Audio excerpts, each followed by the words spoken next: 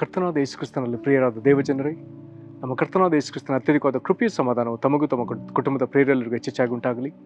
ಹೃದಯಂಗಮ ಮಾತು ಎನ್ನುವಂಥ ಈ ಮುಂಜಾನೆ ವಾಕ್ಯದಂತ ಸರಣಿಯಲ್ಲಿ ಈ ತಿಂಗಳು ನಾವು ಯೇಸುಕ್ರಿಸ್ತನ ಪ್ರಾಮುಖ್ಯ ಬೋಧನೆಗಳು ಎಂಬ ಶೀರ್ಷಿಕೆಯಲ್ಲಿ ಮತ್ತಾಯನ ಬರೆದ ಸುವಾರ್ತೆ 4ನೇ ಅಧ್ಯಾಯದಿಂದ 7ನೇ ಅಧ್ಯಾಯದವರೆಗೂ ಯೇಸುಕ್ರಿಸ್ತನ ಆಯ್ದ ಬೋಧನೆಗಳ ಭಾಗಗಳನ್ನು ಧ್ಯಾನಿಸುತ್ತಿದ್ದೇವೆ.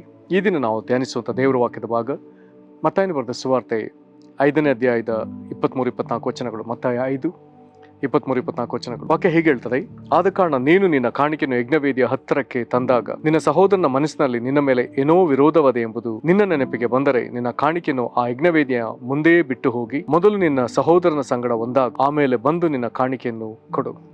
ಈ ವಾಕ್ಯವನ್ನು ಗ್ರಹಿಸೋದಕ್ಕೆ ಶಕ್ತರಾಗುವಂತೆ ದೇವರು ತಾನೇ ತನ್ನ ಆತ್ಮನ ಮೂಲಕ ನಮಗೆ ತನ್ನ ವಿಶೇಷ ಗ್ರಹಿಕೆಯನ್ನು ಅನುಗ್ರಹಿಸಿ. ಕರ್ತನಲ್ಲಿ ಪ್ರೀತಿಯುಳ್ಳ ದೇವಜನರೇ, ಯೇಸು ಕ್ರಿಸ್ತನ ಈ ಒಂದು ಪ್ರಾಮುಖ್ಯವಾದ ಬೋಧನೆಯನ್ನು ಗಮನಿಸೋಣ. ಇಲ್ಲಿ ಯೇಸು ನಮ್ಮ ಕಾಣಿಕೆಗೆ ಮೊದಲ ಸ್ಥಾನ ಕೊಡ್ತಾ ಇಲ್ಲ. ಬದಲಾಗಿ ಯೇಸು ಕ್ರಿಸ್ತನು ನಮಗೆ ಸಹೋದರರ ಮೇಲೆ ಏನಾದರೂ ದ್ವೇಷವಿದ್ದರೆ ಅಥವಾ ಸಹೋದರರ ವಿಷಯದಲ್ಲಿ ಒಬ್ಬ ಇತರರ ಸಂಗಡ ನಮಗೇನಾದರೂ ಮನಸ್ತಾಪವಿದ್ದರೆ ಅದನ್ನು ಮೊದಲು ಸರಿಪಡಿಸಿಕೊಂಡು ನಂತರದಲ್ಲಿ ಕಾಣಿಕೆಯನ್ನು ಸಲ್ಲಿಸಲಿಕ್ಕಾಗಿ ಆತನು ಇಲ್ಲಿ ತಿಳಿಸ್ತಿದ್ದಾನೆ. ಹಾಗಾಗಿ ಆತನು ಹೇಳ್ತಾನೆ, ಆದ ಕಾರಣ ನೀನು ನಿನ್ನ ಕಾಣಿಕೆಯನ್ನು ಯಜ್ಞವೇದಿ ಹತ್ತಿರಕ್ಕೆ ತಂದಾಗ ನಿನ್ನ ಸಹೋದರ ಮನಸ್ಸಿನಲ್ಲಿ ನಿನ್ನ ಮೇಲೆ ಏನೋ ವಿರೋಧವಿದೆ ಎಂಬುದು ನಿನ್ನ ನೆನಪಿಗೆ ಬಂದರೆ ನಿನ್ನ ಕಾಣಿಕೆಯನ್ನು ಆ ಯಜ್ಞವೇದಿ ಮುಂದೆ ಬಿಟ್ಟು ಹೋಗಿ ಮೊದಲು ನಿನ್ನ ಸಹೋದರನ ಸಂಗಡ ಒಂದಾಗು, ಆಮೇಲೆ ಬಂದು ಕಾಣಿಕೆಯನ್ನು ಕೊಡು. ಹಾಗಾದ್ರೆ ಯೇಸು ಕ್ರಿಸ್ತನು ಏನನ್ನು ಬಯಸ್ತಿದ್ದಾನೆ? ನಮ್ಮ ಕಾಣಿಕೆಯನ್ನೋ ಅಥವಾ ನಮ್ಮ ಸಮಾಧಾನದ ಜೀವಿತವನ್ನು? ಹಾಗಾದ್ರೆ ಯಾರ ಜೊತೆಯೂ ನಾವು ದ್ವೇಷ ಮನೋಭಾವನೆಯಿಂದ ಸಿಟ್ಟಿನಿಂದ ಇರುವಂಥದ್ದನ್ನು ಆತನು ಒಪ್ಪುತ್ತಿಲ್ಲ. ಪ್ರೇರೆ, ಒಂದು ವೇಳೆ ಈ ಬೋಧನೆಯನ್ನು ಅರಿಯದೆ ನಾವು ಇಲ್ಲಿವರೆಗೂ ಎಷ್ಟೋ ವರ್ಷ ಜೀವಿಸಿದ್ದೇವೆ. ಇತರರೊಂದಿಗೆ ದ್ವೇಷದಿಂದ ಇರುವಾಗಲೇ ನಾವು ಆಲಯಕ್ಕೆ ಹೋಗಿದ್ದೇವೆ, ಕಾಣಿಕೆಗಳನ್ನ ಸಲ್ಲಿಸಿದ್ದೇವೆ. ಆದರೆ ಯೇಸು ಕ್ರಿಸ್ತನು ಕಾಣಿಕೆಗಿಂತ ಮೊದಲು ಸಹೋದರನ ಜೊತೆ ಸಮಾಧಾನವಾಗುವುದನ್ನು ಆತನು ಬಯಸ್ತಿದ್ದ. ಕೆಲವು ವರ್ಷಗಳ ಹಿಂದೆ ತಮಿಳುನಾಡಿನಲ್ಲಿ ಒಳ್ಳೆ ಸೇವೆ ಮಾಡಿದಂಥ ಒಬ್ಬ ಸಹೋದರಿ, ಕರ್ತನಿಗಾಗಿ ಹಗಲು ರಾತ್ರಿ ದುಡಿದಂಥ ಒಬ್ಬ ದೇವರ ಸೇವಕಿ, ಸುವಾರ್ತೆ, ಅವರ ಆರೋಗ್ಯದಲ್ಲಿ ಏನೋ ಒಂದು ವ್ಯತ್ಯಯ ಕಂಡಾಗ ಅವರು ವೈದ್ಯರನ್ನು ಸಂಧಿಸ್ತಾರೆ. ವೈದ್ಯರು ಸೂಕ್ತ ತಪಾಸಣೆ ಮಾಡಿದಾಗ ತಿಳಿದು ಬರ್ತದೆ, ಆ ಸಹೋದರಿಯ ಶರೀರದಲ್ಲಿ ಒಂದು ಮರಣಕರವಾದ ರೋಗವಿದೆ ಎಂಬುದು ಗೊತ್ತಾಗ್ತದೆ. ವೈದ್ಯರು ಅದನ್ನು ಆ ದೇವರ ಸೇವಕಿಗೆ ತಿಳಿಪಡಿಸ್ತಾರೆ.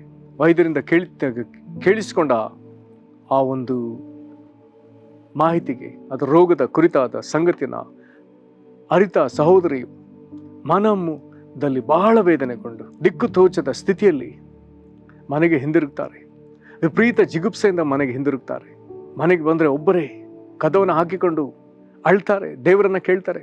ದೇವರು, ಇಷ್ಟು ವರ್ಷಗಳ ಕಾಲ ನಾನು ನಿನ್ನನ್ನು ಹಗಲು ರಾತ್ರಿ ನಿನ್ನ ಸೇವೆ ಮಾಡಿ ನಿನಗಾಗಿ ದುಡಿದ್ನಲ್ಲ, ಆದ್ರೆ ಈಗ ನನಗೆ ಇಂಥ ಮರಣಕರವಾದ ರೋಗ ಬಂದದೇ ಅಲ್ಲ. ಅದು ಆ ರೋಗ ಅವರ ಶರೀರದಲ್ಲಿ ವಿಪರೀತ ಸ್ಥಿತಿಗೆ ತಲುಪಿದೆ, ಗಂಭೀರ ಸ್ಥಿತಿಗೆ ತಲುಪಿದೆ. ದೇವರ ಬಳಿಗೆ ಪ್ರಶ್ನಿಸಿ ಅಳ್ತಾರೆ, ಎಷ್ಟೋ ಹೊತ್ತು ಅಳ್ತಾರೆ. ಹೀಗೆ ಅಳುತ್ತಿರುವಾಗ ಅವರೊಳಗೆ ಒಂದು ಸ್ವರ ಕೇಳ್ತದೆ, ಇನ್ನೂ ನಿನ್ನ ಸಹೋದರಿಯೊಂದಿಗೆ ಇನ್ನೆಷ್ಟು ಕಾಲ ದ್ವೇಷದಿಂದ ಇರುತ್ತಿ?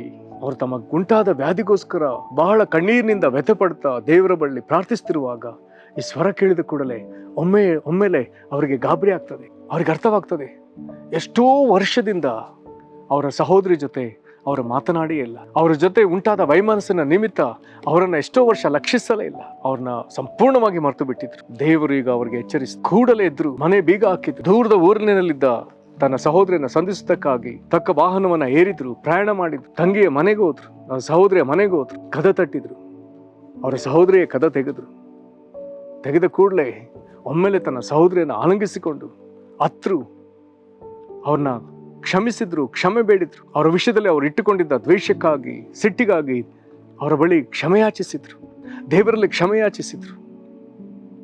ನಂತರದಲ್ಲಿ ಸಹೋದರೊಂದಿಗೆ ಸಮಾಧಾನ ಸ್ಥಿತಿಯಲ್ಲಿ ಅವರೊಂದಿಗೆ ಕೆಲವು ಕಾಲ ಇದ್ದು ಮತ್ತೆ ಮನೆಗೆ ತಮ್ಮ ಊರಿಗೆ ಹಿಂದಿರುಗಿದ್ರು. ತಿರುಗಿ ವೈದ್ಯರನ್ನ ಸಂಧಿಸಬೇಕೆಂದು ವೈದ್ಯರ ಬಳಿಗೆ ಹೋದ್ರು.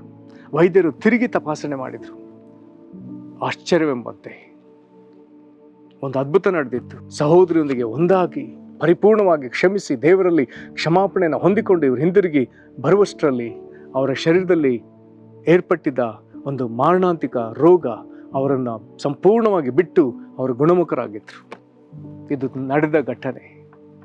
ಕರ್ತನಲ್ಲಿ ಪ್ರೀತಿಯುಳ್ಳ ದೇವಜನರೇ, ನಾವು ಯಾರನ್ನ ದ್ವೇಷಿಸ್ತಿದ್ದೆವೋ, ಯಾರನ್ನ ಕ್ಷಮಿಸ್ತಿಲ್ಲವೋ, ಯಾರ ಜೊತೆ ಇನ್ನು ಸಮಾಧಾನವಾಗಲಿಲ್ವೋ ಅವರೊಂದಿಗೆ ಸಮಾಧಾನವಾಗುವುದಕ್ಕೂ, ಅವ್ರನ್ನ ಕ್ಷಮಿಸುವುದಕ್ಕೂ, ಅವ್ರ ಮೇಲಿನ ದ್ವೇಷವನ್ನು ತೆಗೆದು ಅವರೊಂದಿಗೆ ಸಮಾಧಾನವಾಗಿ ಒಂದಾಗುವುದಕ್ಕೂ ದೇವರು ನಮಗೆ ಇಲ್ಲಿ ತಿಳಿಪಡಿಸ್ತಿದ್ದಾರೆ. ಇದರ ನಂತರ ನಾವು ಆತನಿಗೆ ಕಾಣಿಕೆ ಕೊಟ್ಟರೆ ಕರ್ತನ ಆ ಕಾಣಿಕೆಯನ್ನ ಅಂಗೀಕರಿಸಲಿಕ್ಕೆ ಸಿದ್ಧನಿದ್ದ. ಲೋಕದವರು ನಮ್ಮಿಂದ ಮೊದಲು ಹಣವನ್ನು ಬಯಸ್ತಾರೆ, ಆದ್ರೆ ದೇವರು ಮೊದಲು ನಮ್ಮಿಂದ ಹಣವನ್ನ ಕಾಣಿಕೆನಲ್ಲ. ನಾವು ಎಲ್ಲೆಲ್ಲಿ ಯಾರ ಜೊತೆ ಸಮಾಧಾನ ಸ್ಥಿತಿಗೆ ಬರಬೇಕು, ಒಂದು ಕಡೆ ದೇವರೊಂದಿಗೆ, ಇನ್ನೊಂದು ಕಡೆ ಜೊತೆ ಮನುಷ್ಯರೊಂದಿಗೆ ಸಮಾಧಾನ ಸ್ಥಿತಿಗೆ ಬರಬೇಕು, ಅದನ್ನು ಆತನು ಅಪೇಕ್ಷಿಸ್ತಿದ್ದಾನೆ.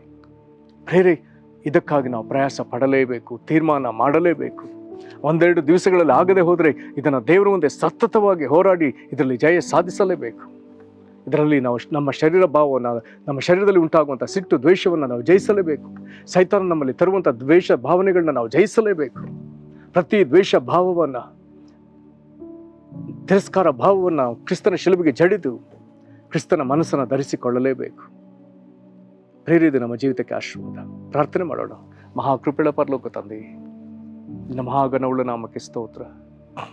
ಕರ್ತನೇ, ನಾವು ಇತರರೊಂದಿಗೆ ಸಮಾಧಾನವಾಗಬೇಕೆಂಬುದಾಗಿ ಈ ವಾಕ್ಯದಿಂದ ನಮಗೆ ತಿಳಿಪಡಿಸ್ತಿರುವುದಕ್ಕಾಗಿ ಸ್ತೋತ್ರ. ಕರ್ತನೇ, ಇತರರೊಂದಿಗೆ ಸಮಾಧಾನ ಸ್ಥಿತಿಗೆ ಬರದೆ, ನಮ್ಮ ಸಹೋದರರೊಂದಿಗೆ ಸಮಾಧಾನವಾಗದೆ ನಾವೆಷ್ಟೋ ಸಾರಿ ಕಾಣಿಕೆಯನ್ನು ಅರ್ಪಿಸಿದ್ದೇವೆ.